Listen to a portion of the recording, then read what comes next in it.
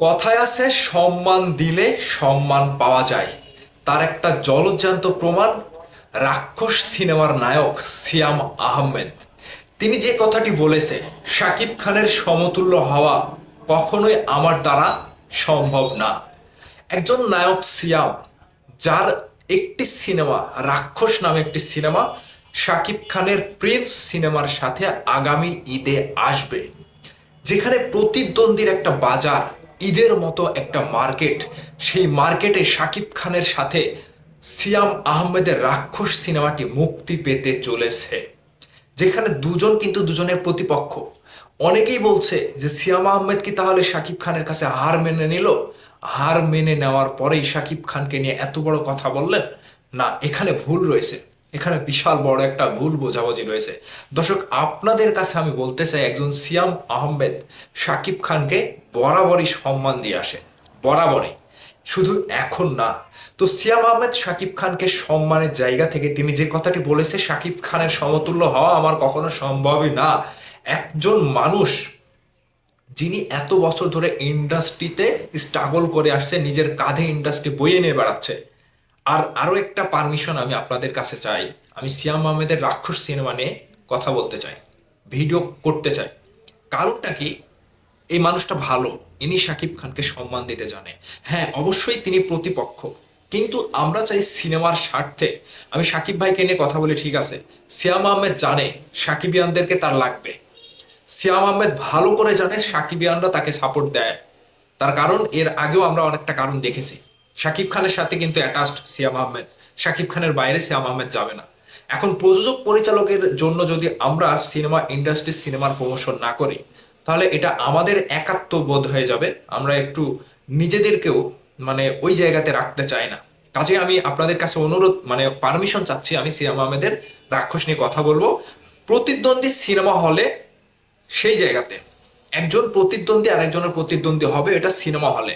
আর তারপরেই যে ফাইনালে উঠবে, যে নিজের যোগ্যতা সিনেমার হাইপ দেখে যিনি বেশি টাকা ইনকাম করতে পারবে, বেশি সিনেমা হল পাবে, সেটা হচ্ছে তাদের যোগ্যতা।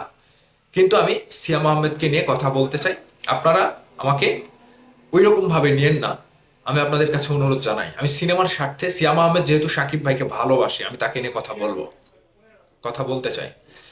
তো এখন চলে আসেন মূল আলোচনায়। সিয়াম আহমেদ তিনি বলছিল যে আমি সাকিব ভাইকে ফলো করি, সাকিব ভাইকে ফলো করি, তিনি কিভাবে কাজ করে, তিনি কিভাবে ডায়লগ ডেলিভারি দেয়, তিনি কিভাবে অ্যাকশন করে, তিনি কিভাবে চরিত্রে নিজেকে অ্যাকশন ক্যামেরার সামনে দাঁড়ায়, আমি সব কিছু ফলো করি। তো কথায় আছে, অনেক নায়কেরা শাকিব খানকে মেনে নিতে পারে না।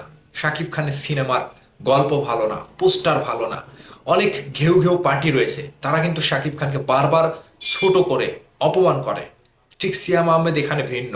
তার একটা বড় সিনেমা রাক্ষস আসছে কিন্তু আগামী ঈদে, এবং সেই সিনেমাতে স্টার কাস্ট থেকে শুরু করে বড় বড় বলিউডের ভিলেন সহ রয়েছে। শাতাব ফিগার, তিনি কিন্তু বলিউডের একজন স্বনামধন্য বড় মাপের ভিলেন, তিনি কিন্তু রাক্ষসী রয়েছে। ঠিক সেই জায়গা থেকে সিয়াম আহমেদ যে শাকিব খানকে নিয়ে যে এত বড় একটা কথা বলেছে, এত সুন্দর একটা কথা বলেছে, এখানে আমি বলতে চাই যে এরকম নায়ক দরকার। শাকিব খান যখন থাকবে না সিনেমা ইন্ডাস্ট্রিতে, আমি একটা কথা বলেই দিচ্ছি, শাকিব ভাই যখন সিনেমা ইন্ডাস্ট্রিতে থাকবে না, কাজ তো সারা জীবনে আর কাজ করবে না, সেই সময়টাতে আমি যতটুকু ধারণা করছি সিয়াম আহমেদ ইন্ডাস্ট্রির হাল ধরতে পারবে, যদি এই হাইপে থাকে, যদি এই রকম আঙ্গিকের সিনেমা তৈরি করতে থাকে। সিয়াম আহমেদের দ্বারা সম্ভব, তার ভেতরে সেটা আমি দেখতে পাচ্ছি। শাকিব খান ভাইও জানে হয়তো এটা, তিনিও সিয়াম আহমেদকে বলেছে, পরবর্তী সুপারস্টার সিয়াম আহমেদ, শাকিব খান নিজের মুখে বলেছিল।